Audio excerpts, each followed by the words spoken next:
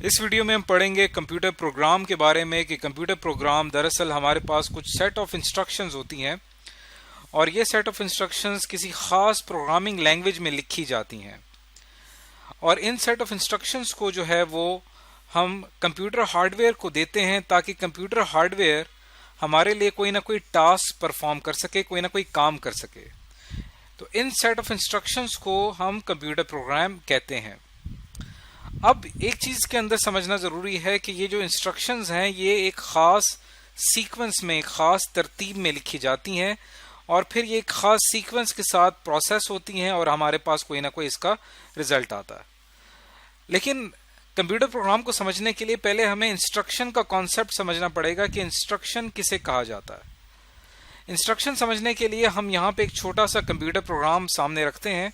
ये हमने एक कंप्यूटर प्रोग्राम बनाया है जो कि दो नंबर्स को ऐड कर रहा है, यानी यहाँ पे जो टास्क परफॉर्म किया जा रहा है वो क्या है, एडिशन का। और इस एडिशन के टास्क के पीछे ये 4 इंस्ट्रक्शंस काम कर रही हैं। अब हमने देखना है कि इंस्ट्रक्शन का मतलब क्या है। यहाँ पे जैसे कि पहली लाइन आप यहाँ पे अगर देखें, यहाँ लिखा हुआ है x = 6, तो ये दरअसल एक इंस्ट्रक्शन है। इसी तरह नेक्स्ट लाइन में लिखा हुआ है y = 9, ये भी एक इंस्ट्रक्शन है। तो ये 4 इंस्ट्रक्शंस मिलके क्या बना रही हैं, सेट बना रही हैं, जिसको हम कहते हैं सेट ऑफ इंस्ट्रक्शंस। और ये इंस्ट्रक्शंस जो हमने 4 इंस्ट्रक्शंस हैं ये लिखी हैं एक प्रोग्रामिंग लैंग्वेज में जिसे हम सी लैंग्वेज कहते हैं। इसके अलावा और जितनी प्रोग्रामिंग लैंग्वेजेस हैं जैसे कि C++, जावा या और असेंबली लैंग्वेज या मशीन लैंग्वेज, जिस किस्म की भी प्रोग्रामिंग लैंग्वेज होगी उसके अंदर हम इंस्ट्रक्शंस लिखेंगे और वो इंस्ट्रक्शंस हमारे लिए कोई ना कोई टास्क परफॉर्म करेंगी।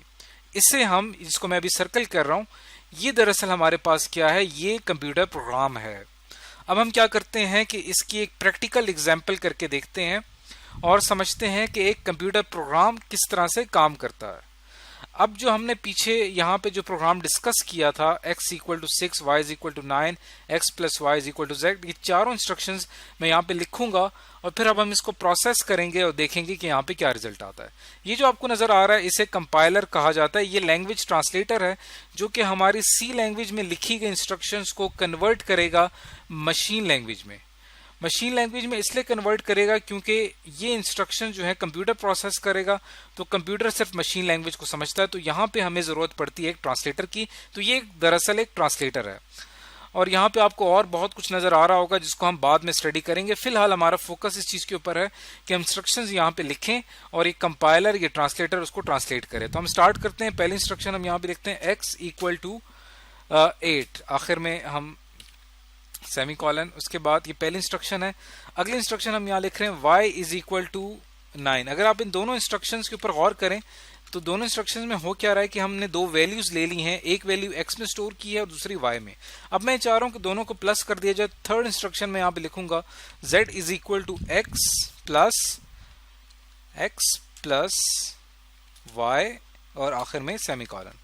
और फिर हम लिखेंगे यहाँ पे print f inverted commas %d। %d क्या होता है इसकी भी तफसीलात हम आगे चल के पढ़ेंगे जब हम सी लैंग्वेज सीखेंगे, कॉमा z और आखिर में सेमीकोलन। इस प्रिंट की स्टेटमेंट का मकसद आपको बता देता हूं। ये प्रिंट की स्टेटमेंट दरअसल यहाँ पे जो z की वैल्यू स्टोर होगी इसे प्रिंट करने के लिए इस्तेमाल होगी। तो ये 4 इंस्ट्रक्शन जो मैं यहाँ पे हाईलाइट कर रहा हूँ ये मैंने यहाँ पे लिखनी है।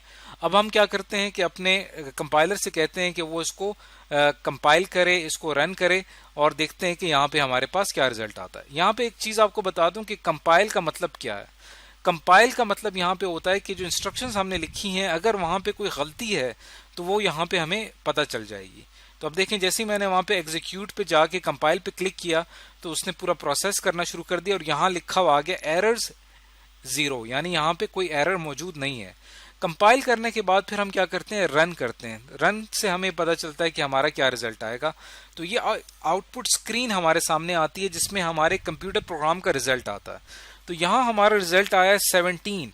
अगर हम गौर करें तो इस 17 के पीछे ये 4 इंस्ट्रक्शंस काम कर रही हैं। अब ये 17 क्यों आया, क्योंकि एक वैल्यू हमारे पास 8 थी, अगली वैल्यू हमारे पास 9 थी, तो 8 + 9 रिजल्ट आएगा 17। सो z = 17, z में 17 स्टोर होगा और z में मौजूद वैल्यू को हमने अपनी आउटपुट स्क्रीन पे प्रिंट करवा दिया। तो आपने देखा कि इस तरह से एक कंप्यूटर प्रोग्राम कुछ सेट ऑफ इंस्ट्रक्शंस होती हैं जो मिलके कोई काम कर रही होती हैं, कोई टास्क कर रही होती हैं। जैसा कि यहाँ पे जो टास्क किया जा रहा है वो एडिशन का, प्लस का है। अगर मैं सब्ट्रैक्शन का टास्क यानी माइनस का काम करवाना चाहता हूँ तो मुझे सिंपल यहाँ से प्लस की जगह यहाँ पे माइनस लिखना पड़ेगा। तो जैसे ही यहाँ पे मैंने थोड़ी सी तब्दीली कर दी है अपने प्रोग्राम में, तो हम इसको आउटपुट स्क्रीन को यहाँ पे क्लोज करते हैं। एग्जीक्यूट पे जाके दोबारा कंपाइल करूंगा ताकि मुझे गलती का पता चले। कोई गलती यहाँ पे नहीं है तो हम यहाँ से फिर से इसको रन करते हैं। तो यहाँ पे रिजल्ट हमारा देखें, यहाँ पे आया -1। ये -1 क्यों आया? क्योंकि हमने वैल्यूज जो थी यहाँ पे पुट की 8 और 9। तो 8 - 9 रिजल्ट आएगा -1। तो z के अंदर -1 स्टोर होगा और z की वैल्यू प्रिंट हो जाएगी। तो आपने देखा कि जिस तरह की तब्दीली हम इन इंस्ट्रक्शंस में करेंगे या जिस तरह की इंस्ट्रक्शंस लिखी जाएंगी उसी किस्म का रिजल्ट हमारे सामने आएगा। तो इस वीडियो में हमने जाना कि किस तरह से कुछ सेट ऑफ इंस्ट्रक्शंस होती हैं जो कि मिलके काम करती हैं और मिलके एक कंप्यूटर प्रोग्राम बनाती हैं।